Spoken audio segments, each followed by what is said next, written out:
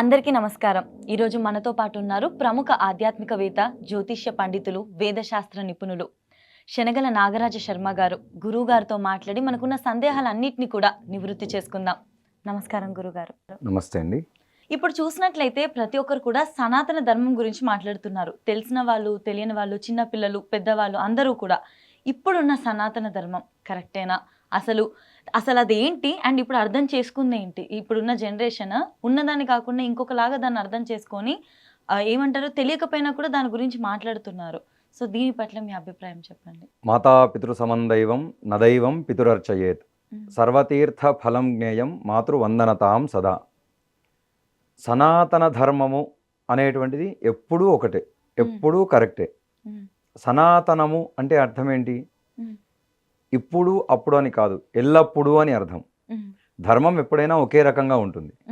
దాన్ని ఆచరించేటువంటి వారి బట్టి అది మార్పులు చేర్పులు లేదా మనం ఆలోచన విధానాన్ని బట్టి ఎవరు ఏ రకంగా దాన్ని స్వీకరిస్తున్నారు, ఏ రకంగా స్వీకరించి దాన్ని ఆచరింపజేస్తున్నారు అని తెలుసుకోవడంలో దోషాలు ఉంటాయి. కానీ సనాతన ధర్మం అనేది పూర్వము కానీ ముందు కృత, త్రేత, ద్వాపర, కలి ఈ 4 యుగాల్లో కూడా సనాతన ధర్మం అనేది ఎప్పుడూ ఒకేలాగా ఉంటుంది.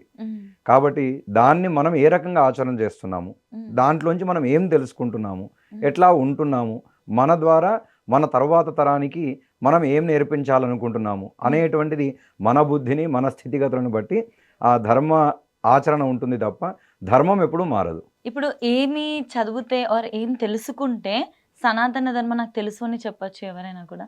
అంటే ధర్మము అనేటువంటిది ఒక్కొక్క దాంట్లో ఒక్కొక్క రకంగా ఉంటుంది. అంటే ధర్మము అనేటువంటి పరిభాషలో కాదు. ఇప్పుడు వైదికులు ఉంటారు, వాళ్ళు ఆచరించవలసినటువంటి నియమ నిబంధనలు, వాళ్ళు ఉండవలసినటువంటి నడవడికలు ఒక రకంగా ఉంటాయి. లౌకికంగా చదువుకున్నటువంటి వాళ్ళు ఆచరించేటువంటి విధానం ఒక రకంగా ఉంటుంది. తర్వాత ఈ వ్యాపార రంగాల్లో ఉన్నటువంటి వాళ్ళు కనీసం ప్రస్తుత కాలంలో ఆధునిక జీవనము యంత్రాంగ జీవనం అయిపోయింది కదా, దాంట్లో అంత బిజీగా ఉండి కూడా పాటించలేకుండా ఉండేటువంటి వాళ్ళకి కొన్ని సూక్ష్మ రూపంలో చెప్పేటువంటి ధర్మాలు ఉన్నాయి. అంతేగాని ధర్మాన్ని పూర్తిగా వదిలేసి ఇది చేయకూడదు, అది చేయాలి అనేటువంటిది ఎక్కడా ఎప్పుడూ చెప్పలేదు. ఈ తరం వాళ్ళకు ఒకవేళ మరి సనాతన ధర్మం గురించి చెప్పాలి అనుకుంటే ఒక 2-3 లైన్స్లో అలాగా ఏం చెప్తారు? సనాతన ధర్మం గురించి అంటే సనాతన ధర్మం అనేది ఎప్పుడు సనాతన ధర్మమే. ధర్మం గురించి చెప్పడం అంటే కొద్దిగా మనం ఏమైనా వాళ్ళకి చెప్పొచ్చు. పూర్తిగా మన హైందవం అనేటువంటిది మతము అని అంటుంటారు. హైందవము అనేటువంటిది ధర్మము, సంస్కృతి. మనది హిందూ సంస్కృతి, హిందూ ధర్మం. మన దేశానికి కూడా పేరు అదే కదా వచ్చింది, హిందుస్థాన్ మనది. తర్వాత ఎవరో మనకు ఇండిపెండెంట్ ఇచ్చాము అని అనుకోవడం ద్వారా మనది ఇండియాగా మారిపోయింది. అది కాకుండా అతి త్వరలోనే ఈ స్వతంత్ర దినోత్సవం కూడా మనం మళ్ళీ చేసుకుంటున్నాము. ఈ ధర్మ ఆచరణ అనేటువంటిది కల్మషాలు లేకుండా, కుళ్ళు కుతంత్రాలు లేకుండా, ఒకరిపైన చెడు దృష్టి లేకుండా, ఈర్ష్య, అసూయ, ద్వేషాలు ఇట్లాంటివి లేకుండా మనం ఎలా బ్రతుకుతున్నాము, మన తర్వాత వరకు ఎలా చేయూతనివ్వాలి, వాళ్ళు సక్రమమైనటువంటి మార్గంలో, అంటే ప్రస్తుతం చూస్తున్నాం మనం టీవీల్లో, ఫోన్స్లో చూస్తున్నాం, పొద్దున్న లేచిన దగ్గర నుంచి కొన్ని అనాచరితమైనటువంటి పనులన్నీ కూడా, చేయకూడని పనులు ఏవైతే ఉన్నాయో అవన్నీ చూస్తున్నాము. అవన్నీ ఎట్లా వస్తున్నాయి? మనంతలా మనకైతే రావట్లేదు కదా, ఏదో పుస్తకాల్లో చూసి చదువుకోవట్లేదు కదా, పక్క వాళ్ళని చూసి నేను ఇలా ఉండాలి అని మన మనసులో ఎప్పుడైతే ఆ ఆలోచన బీజం పడుతుందో అప్పటి నుండి మనం వాళ్ళలాగా మారడానికి ప్రయత్నం చేస్తాం. అందుకే పాశ్చాత్యులు మనలాగా నేర్చుకొని వాళ్ళు మన సంస్కృతిని బాగా కాపాడుతున్నారు కొన్ని కొన్ని ప్రాంతాల్లో. మనము వాళ్ళ సంస్కృతిని ఎన్నుకొని మన వాళ్ళు వేషధారణలో కావచ్చు, తినే పదార్థాల్లో కావచ్చు, ఇట్లాంటివన్నీ వాళ్ళ దగ్గర నుంచి మనం నేర్చుకొని మనది వాళ్ళకు పూర్తిగా అంకితం చేసేసి మనం వదిలేస్తున్నాము.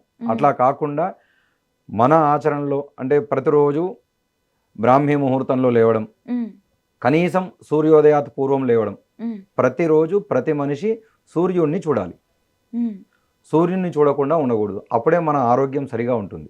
బ్రాహ్మీ ముహూర్తం ఏదైతే అది ఏంటి గురుగారు? దాని యొక్క విశిష్టత ఏంటి? బ్రాహ్మీ ముహూర్తము అనగా బ్రహ్మ జ్ఞానం తెలుసుకునేటువంటి సమయం అని. అది మనకు మన వాడుక భాషలో సమయాన్ని బట్టి చెప్పాలి అంటే 3:15 ఆ సమయం నుంచి సూర్యోదయ పూర్వం వరకు కూడా ఆ సమయం ఉంటుంది. అందుకే మనం గమనిస్తే చదువుకునేటువంటి పిల్లలు ఆ సమయంలో చదువుకోవడం ద్వారా జ్ఞాపక శక్తి బాగా ఉంటుంది. ఎందుకు అంటే వేరే ఆలోచన రాదు, వేరే దృష్టి రాదు, మనల్ని వచ్చి డిస్టర్బ్ చేసేటువంటి వాళ్ళు ఉండరు. ఆ సమయంలో చదువుకున్నది బాగా ఎక్కుతుంది. ఇంకా కొంతమంది కనీసం బ్రష్ కూడా చేయకుండా చదువుకోండిరా అని చెప్పి పెద్దలు చెప్తూ ఉంటారు.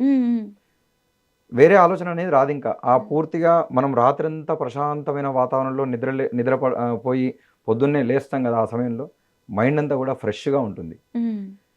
సో రోజు గడుస్తున్న కొద్దీ కూడా మన దృష్టి మారుతుంది.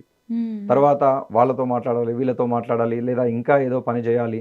మనకు ఇప్పుడు స్కూల్స్కి వెళ్ళే వాళ్ళకే కానీ, ఆఫీస్లకు వెళ్ళే వాళ్ళకే కానీ, కాలేజీలకు వెళ్ళే వాళ్ళకే కానీ సమయం అయిపోతుంది అనేటువంటి టెన్షన్ వస్తుంది.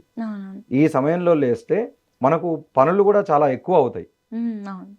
అందుకోసం పూర్వకాలంలో చాలా టైం ఉండేది, 24 గంటల్లో చాలా పనులు చేసేవాళ్ళం అని చెప్పేవాళ్ళు. ఎట్లా గడిచేది మనకు అంత నిదానంగా అంటే, వాళ్ళు సూర్యోదయాత్ పూర్వమే నిత్య కర్మలన్నీ కూడా పూర్తి చేసుకునేటువంటి వాళ్ళు.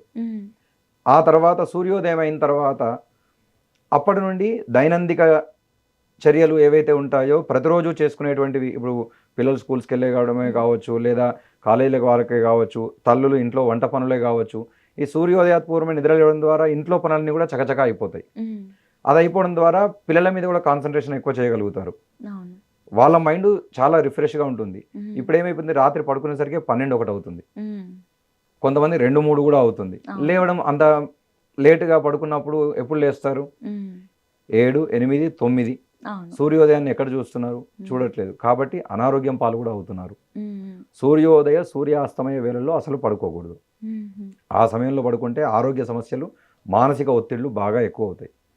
అందుకోసం ఇట్లా చేయకుండా ప్రస్తుతం ఉన్నటువంటి ఈ యువతనే కావచ్చు, తర్వాత రాబోయేటువంటి యువతనే కావచ్చు, ఎవరైనా సరే సకాలంలో లేచి మనకు పూర్వీకులు పెట్టినటువంటి నియమాలు ఎందుకు పెట్టారు అంటే, పూర్తిగా మన శరీరాన్ని దృష్టిలో పెట్టుకుని పెట్టినటువంటి నియమాలే అవి. ఎందుకు అంటే ఎక్కడ పడితే అక్కడ తినకూడదు. ఎందుకు? అన్ని చోట్ల శుచి శుభ్రంగా దొరుకుతాయా మనకు? లేదు. కాబట్టి శుచి అయినటువంటి పదార్థం తినడం ద్వారా, మడి అనేది ఎందుకు పెట్టారు? మనకు మడి కట్టుకున్నాము అంటే మడి కట్టుకోవడానికి పూర్వమే ఇల్లంతా శుభ్రం చేసుకుంటాం. వంట రూమ్లోకి వెళ్తాం, వంటగది అంతా శుభ్రం చేసుకున్న తర్వాతనే మనం వంట మొదలు పెడతాం. ఇప్పుడు పండగల్లో స్నానం చేయకుండా మడి కట్టుకోకుండా వండుకోం కదా. తర్వాత కనీసం దేవుడు రూమ్లో కూడా అడుగు కూడా పెట్టం. కాబట్టి ఇవన్నీ కూడా పాజిటివ్ వైబ్రేషన్స్ రావడానికి, మనలో ఉన్న నెగిటివ్ బయటకు వెళ్ళిపోతుంది. పొద్దునే లేచి స్నానం చేసి భగవంతుడిని స్మరణ చేసుకోవడం ద్వారా, ఆయన కీర్తన చేసుకోవడం ద్వారా మనలో ఉండేటువంటి వైబ్రేషన్స్ కూడా, నెగిటివ్స్ అన్నీ తొలగిపోయి పాజిటివ్గా వస్తాయి. ఈ శుచి శుభ్రత నియమాలు చేసుకోవడం ద్వారా మనము చక్కగా చేసుకున్న వాళ్ళం అవుతాం. ఇవాళ రేపు ఏమవుతుంది, ఆధునిక జీవనంలో కొంతమంది స్నానం చేయకుండానే వంట రూమ్లోకి వెళ్ళిపోయి వంటలు చేసేయడము. దాని ద్వారా ఏమవుతుంది, మన శరీరంలో ఉన్న బ్యాక్టీరియా కూడా అక్కడికి వెళ్ళిపోతుంది కదా. తద్వారా ఆరోగ్య సమస్యలు అవన్నీ తొలగిపోవాలంటే మడి కట్టుకోవడం అంటే మనం శుచిగా ఉండడం, ఆ స్థలాన్ని శుచిగా చేసుకోవడం, తద్వారా ఇబ్బందులు తొలగిపోవు. బయట ఉన్నటువంటి పదార్థాలని మనం సరిగా చూడగలుగుతామా? అంత శుచిగా ఉంచగలుగుతామా? చూడగలుగుతామా? మనం లోపలికి వెళ్ళి చూడము, అసలు ఎలా చేస్తున్నారు, లోపలికి ముందు మనల్ని రానివ్వరు కదా. కాబట్టి అటువంటి ఇది లేకుండా శుచి అయినటువంటి పదార్థం, సాత్వికమైనటువంటి ఆహారం, తామసము రాక్షసము ఇవి తీసుకోవడం ద్వారా మన బుద్ధి కూడా వక్రబుద్ధి అవుతుంది. అసలు భోజనం అనేటువంటిది పరాన్నం పనికిరాదు. పరాన్నము అంటే వేరే వాళ్ళ ఇంట్లో తినకూడదు.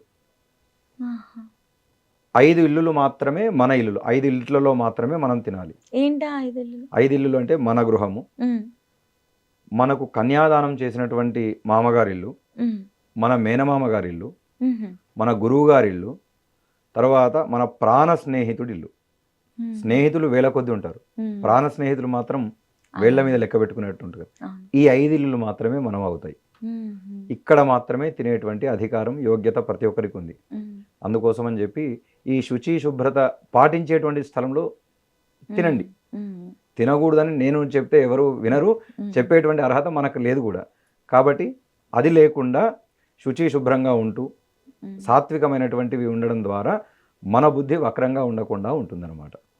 సనాతన ధర్మం అని అంటే ఇదేదో కాదు, మనము రోజు చేసే వాటిలలో చాలా బేసిక్ ఇంకా ముఖ్యమైనవి చిన్న చిన్నవే అని అంతే. అంటున్నారు. ఇవి చాలా చిన్నవి, అందరూ ఆచరించడానికి యోగ్యమైనవి. పెద్దవి చెప్తే భయపడేస్తారు.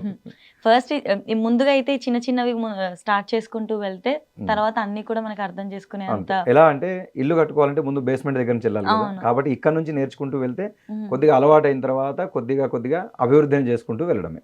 ధన్యవాదాలు గురుగారు.